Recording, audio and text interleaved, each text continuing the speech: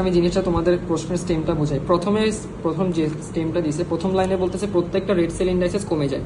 তো এই একটা লাইন দেখার সাথে সাথে আমাদের প্রথমে মাথায় আসবে কি এটা মাইক্রোসাইটিক হাইপোক্রোমিক অ্যানিমিয়া হবে।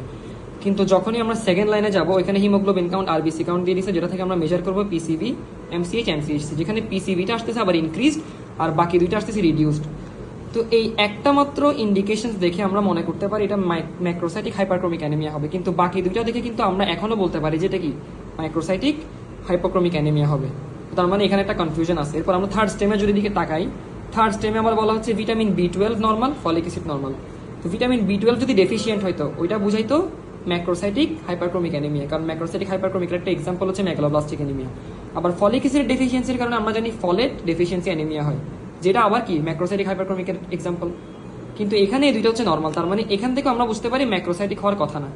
বাট এখানে একটা বেসিক জিনিস আমরা মিস করে গেছি, সেটা হচ্ছে কি পিসিভি, এমসিএইচ, এমসিএইচসি, এই তিনটা জিনিস আসলে কি বোঝায়। এই কম্বিনেশনটা একটু খেয়াল করি। একটা কথা হচ্ছে মাইক্রোসাইটিক, আর একটা কথা হচ্ছে কি ম্যাক্রোসাইটিক। এই দুইটা টার্ম, আর একটা টার্ম হচ্ছে হাইপারক্রোমিক, আর একটা টার্ম হচ্ছে হাইপোক্রোমিক। তো এখানে বেসিক যে জিনিসটা এখানে হচ্ছে আমরা খেয়াল করি নাই, সেটা হচ্ছে মাইক্রোসাইটিক আর ম্যাক্রোসাইটিক এটা হচ্ছে সেলের সাইজের সাথে ডিপেন্ডেন্ট। কিসের সাথে ডিপেন্ডেন্ট? Sell size. তার মানে একটা আরবিসি যদি বড় হয় সাইজ, ওইটাকে আমরা বলবো ম্যাক্রোসাইটিক, আর একটা আরবিসি যদি ছোট হয় ওইটাকে আমরা বলবো মাইক্রোসাইটিক। এই সেল সাইজটা হচ্ছে অ্যাকচুয়ালি সরাসরি রিলেটেড হচ্ছে পিসিভির সাথে, ভলিউমের সাথে, প্যাকড সেল ভলিউম। অর্থাৎ আরবিসির ভলিউম, আরবিসিতে থাকা আরবিসির ভলিউম যদি পার ইউনিট ব্লাডে বেশি হয়, প্রপোর্শনেটলি বেশি হয়, তাহলে ওইটাকে আমরা বলবো ম্যাক্রোসাইটিক সেল। আর যদি প্যাকড সেল ভলিউম, যদি ভলিউমটা যদি কম হয়, তখন তাকে আমরা বলবো কি মাইক্রোসাইটিক সেল।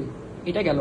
আবার হাইপোক্রোমিক আর হাইপোক্রোমিক এটা সরাসরি রিলেটেড যে রেড সেল ইন্ডেক্সের টার্মের সাথে, সেটা হচ্ছে এমসিএইচ। এমসিএইচ দিয়ে আমরা কি বুঝি? হিমোগ্লোবিনের যেটা কন্টেন্ট। আর এমসিএইচসি দিয়ে কি বুঝি? হিমোগ্লোবিনের কনসেন্ট্রেশন।